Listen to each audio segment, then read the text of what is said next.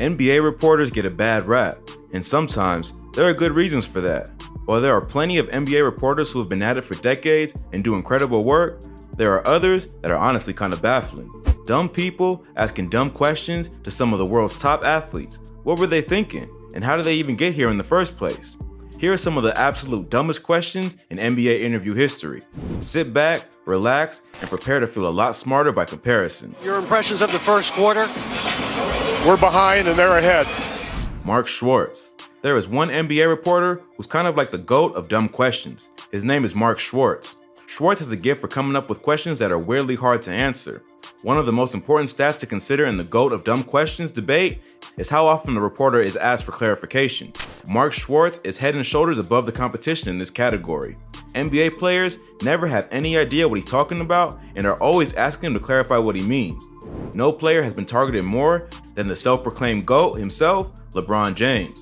LeBron has been the victim of several dumb questions at the hands of Mark Schwartz. The most famous example was after Game 1 of the 2018 NBA Finals.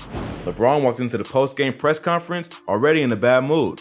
His teammate J.R. Smith had just made the worst blunder in NBA history and cost the Cavs the game. LeBron had scored 51 points and given one of the greatest finals performances of all time, and it had all been erased by somebody else screwing up. You can see how this would be the worst time ever for another idiot to step in and subject LeBron to even more frustration. But Mark Schwartz is the GOAT. Listen to what he asked LeBron just hours after the JR blunder, and notice LeBron's face when he realizes just who it is that gets to ask him the last question of the night. Mark, last question.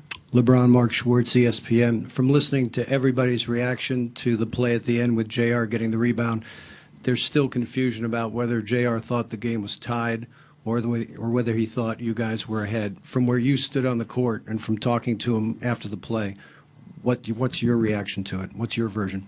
This is why Mark Schwartz is the GOAT. Very few reporters could craft a question to be this jumbled and lacking in meaning. Yet, at the end, all he really asked LeBron was how he felt about it. That's as stupid as asking somebody who just got robbed at gunpoint how they feel about it. This led to a historic battle between two GOATs, as LeBron tried to clarify the questions while Schwartz kept confusing him further and further. What do you mean, what's my version? Well, did he think that the game was tied, or did he think that you guys had it salted away? How do I know that? Or did you discuss it at all with him at the end of the play? No. They asked me if I talked to JR about it. I said no already. I knew it was a tie game. We was down one. George Hill went up. He made the first one. We got the offensive rebound. You know, I thought we were all aware of what was going on. That's my view. So I don't know what JR was thinking. I don't know the question you were trying to ask.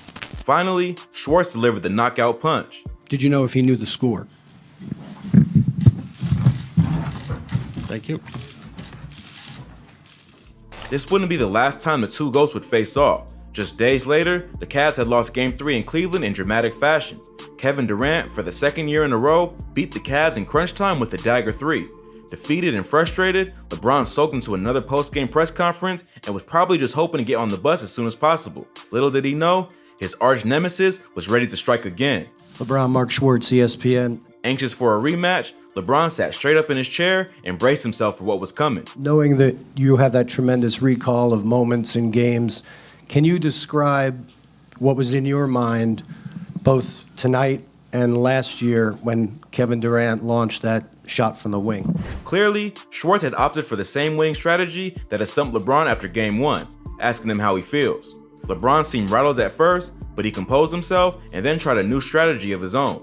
First, he made fun of Schwartz, then he decided to actually answer his question, no matter how stupid the answer sounded. I actually think you should be like a psychiatrist. You want to just keep trying to get in somebody's mind. That's the whole thing, huh, Mark? What's in my mind, miss it so we can get the rebound. This was a veteran move from a veteran player who's been dealing with stupid reporters for 2 decades, but Schwartz was ready for it. Schwartz responded by turning his stupidity to its most dangerous and unstable maximum levels. Did it feel like last year to you? Did you think of it at that moment? No. Performing at this high level, Mark Schwartz is unstoppable. The only word LeBron could respond with was simply no. LeBron may be Schwartz's biggest target, but he has terrorized other star players as well. In fact, during that same final series, Schwartz also came after Kevin Durant. Schwartz hit KD with an elite level dumb question, which he reinforced with a bunch of unnecessary lip smacking sounds just to make it more obnoxious. KD is a great player who's been in the league for a long time, but he's no LeBron. He didn't even make it to the end of the question. Kevin, Mark Schwartz, ESPN. You know, Steph was unbelievable in this series as well as you were. 9 threes for a finals record. He closes out with 37, and he still never won a finals MVP. But Does it matter? You Does it? We won 2 champs. We just won back-to-back. I don't think nobody even worried about that type of stuff. I'm glad that we came out and played a great game tonight. Was able to finish the series off. That's the only thing that matters to us. Unfortunately, just like all-time great players, the greatest all-time asker of dumb questions, Mark Schwartz, has many idolizers. Other reporters who apparently thought, wow, if that idiot can be a sports reporter, so can I. The results of this have been tragic for NBA players, who are now constantly subjected to dumb questions from every corner of the room after games. Draymond Green. One notable victim was Draymond Green back in 2016. The Warriors were in the process of beating the Houston Rockets in the playoffs. The timing was a little awkward because the city of Houston was facing a serious emergency caused by flooding. One reporter apparently had very superstitious beliefs about the flooding and seemed to think Draymond Green and the Warriors were to blame for it. Maybe he thought the Warriors winning had upset the gods or something. I don't know, it's hard to say. Anyway, what made this unbelievably dumb question even dumber was the super repetitive and annoying way he asked it. Listen, and check out Green's reaction. And this year, you visit us. Game 3, there's a flood, you win. Game 4, there's no flood. Game 3, there's flood, you lose. Game 4, there's no flood, you win. Brother, so you asked me about the flood in practice the other day, you know, and I said I pray for the city of Houston because you don't want to see anyone go through that. I feel like you keep trying to get at like us hitting threes or something, and you're trying to get a controversial statement out of me, but you're not, because I feel sorry for the people of Houston. People are losing their homes, losing their cars, losing their lives, losing loved ones. But Green hasn't been the only famous Warrior to get attacked by dumb reporter questions. Steph Curry. When a reporter starts off a question by apologizing for asking it, you know you're in trouble. The question was just downright goofy and probably would have made Mark Schwartz's heart sing with pride if he heard it. And trust me, the apology was definitely necessary. Check it out. Steph, I'm sorry we keep asking you about squatting, but while Draymond and Steve were arguing with the ref when one of them got the technical, it looked like you squatted down. And were you just stretching there? And what did Richard Jefferson say to you? You serious better, right bro. now? You gotta be better. People are curious. Come on now, man. This is crazy. You gotta be better than that. Steph is one of the most mellow personalities in the NBA, but this even pissed him off. Speaking of apologizing before the question, here's another time LeBron got assaulted by stupidity. LeBron James again. In 2016, LeBron James unfollowed the Cavaliers on Twitter. He originally said this was because he was in playoff mode. While this didn't make a whole lot of sense, most people decided to just let it go and watch King James work his postseason magic. But notice I said most people. Some people, like this overpaid reporter, thought it might be a good idea to ask James about it directly. Ron, you may not like this one, and I'm not thrilled asking it. I'm obviously trying to diffuse this a little bit, but it appears that you unfollowed the Cavs on Twitter today, and it's caused quite a stir. Why did you do that, or what would go into that? Next question. He literally said, you might not like this one, and I'm not thrilled asking it. Bro, why are you asking it then? What do you think is gonna happen? The fact that LeBron straight up rejected the question makes this less memorable than other clips. But in terms of sheer stupidity, this question might be the worst so far. It might seem like these players are just tolerating dumb questions all the time and never fighting back, but there are some who have actually started retaliating. Russell Westbrook. There's probably no player more famous for his dealings with dumb reporters than Russell Westbrook. For some unknown reason, Westbrook seems to get an unusually high amount of dumb questions, but Westbrook has made a habit of turning the tables and trolling the reporters. His strategy might be to eventually discourage other dumb reporters from opening their mouths, but so far, it doesn't seem to be working. All that's resulted is a long highlight reel of hilarious interactions between Westbrook and the press. It probably all began way back in 2012, when Westbrook was still part of the Big Three in OKC. His teammate James Harden was still fairly new to the league at the time.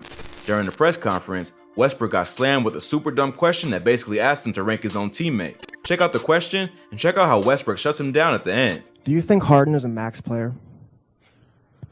Or would you rate him as a shooting guard in the NBA? James Harden is a great player for our team. He does a lot of great things for us, and he's going to continue to do that for us. No more questions for you, bro. As Westbrook started to get more practice firing back at the press, his responses started to get bolder. Check out his response to this dumbass question about his stats.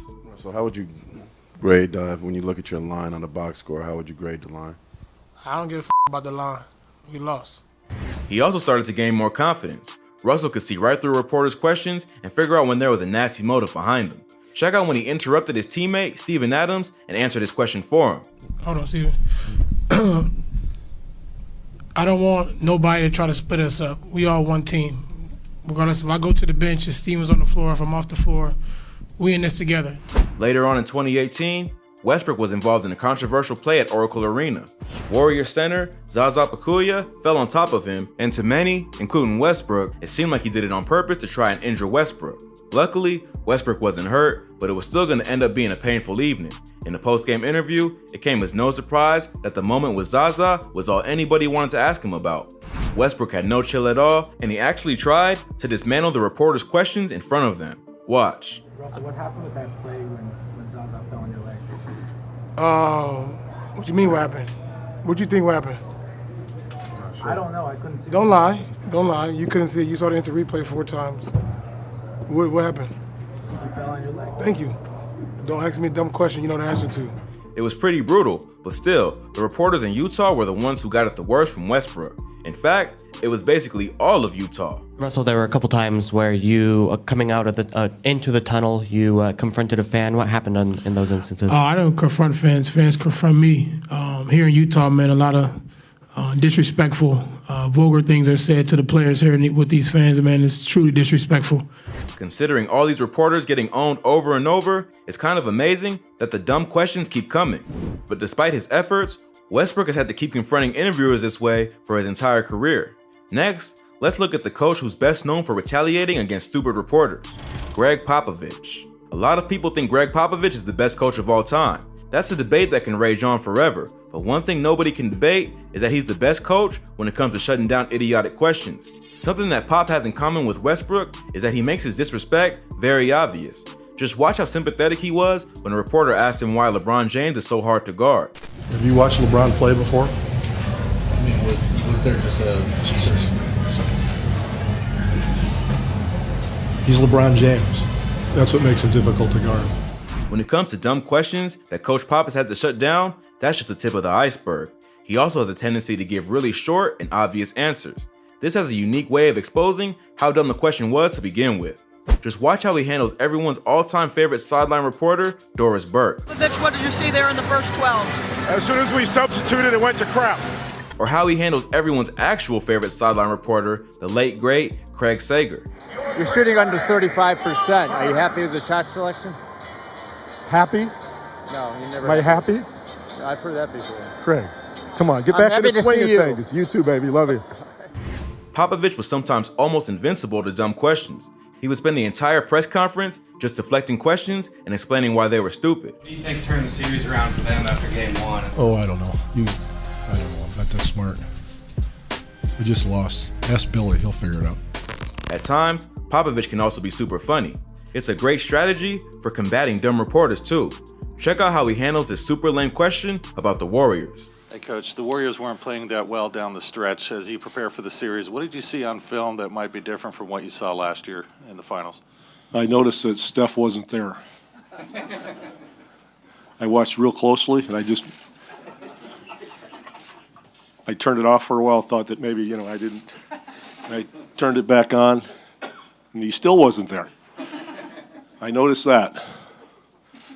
But after that, I didn't watch anything else. It was too scary. Like Russell Westbrook, Greg Popovich seems like he might be trying to change the dynamic between the NBA and the media. But so far, the dumb questions just keep coming. Just wait until you hear this next one. Nikola Jokic. One of the best ways to make sure that your question is as dumb as it can possibly be is to make it as vague as possible. There's nothing more vague than asking somebody, "What have you been up to?" This is the type of thing you say to your friends when you meet up, not what a professional sports reporter asks an NBA player during an interview. But unfortunately for Nikola Jokic, this is exactly the type of question he had to answer for the camera. Watch his priceless response. What'd you do? Being in my home, I was watching Pokemon for 5 hours. Pokemon? Yeah. Here's another super vague question that got a savage response. Joel Embiid. What's even worse than a vague question is a vague question that also insults the player or insults his team.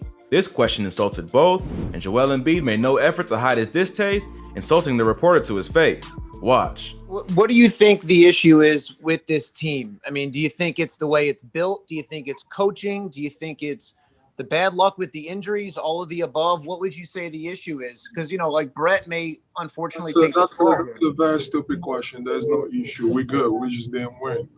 We came out. We couldn't make shots. Kawhi Leonard. It seems like there's no player in the NBA today who hasn't had to deal with at least one of these ridiculous questions. But in 2019, Finals MVP Kawhi Leonard had to deal with the GOAT himself. He was struck by a serious case of Mark Schwartz. Check out the signature stupid question Schwartz launches at him. Can you take me through the final possession where Iguodala hit the three? There was about 5 seconds left on the clock when he took it. Livingston found him and he knocked down a shot, big shot. It almost seems like Leonard might be the ultimate match for Mark Schwartz. Leonard is programmed to answer everything literally, and usually in as few words as possible. But Schwartz wasn't backing down just yet. He followed up with a question that was easily 10 or 11 times more stupid than the original question. Did you want to see the ball in his hands in that situation? Think about this question for a moment. It's simply incredible. It seems like Schwartz is still on the rise, like he still hasn't reached his prime. Schwartz is actually asking Kawhi Leonard if he would have preferred to see the ball in somebody else's hands when the other team made a game-winning shot. Congratulations, Mark Schwartz. This is the dumbest question in the entire video. It's also the dumbest question in NBA interview history. But even then, Kawhi was still basically immune to the attack. He provided another short and very literal answer that forced the GOAT of dumb questions to put his hand back down and admit defeat. No, we wanted to see it in our hands. We wanted to get a steal. Kawhi Leonard seems like he could answer any question without breaking a sweat. He should consider a career as a lawyer after he retires from basketball. Then again, he also seems like he's incapable of lying, no matter how dumb the question he's asked. If you like this video, be sure to check out our other videos like NBA Ugliest Shooting Forums, the hottest girlfriends of NBA players, and best NBA fights and ejections of all time. Also, don't forget to like, subscribe, and click the notification bell so you don't miss any great content like this. Catch you in the next video.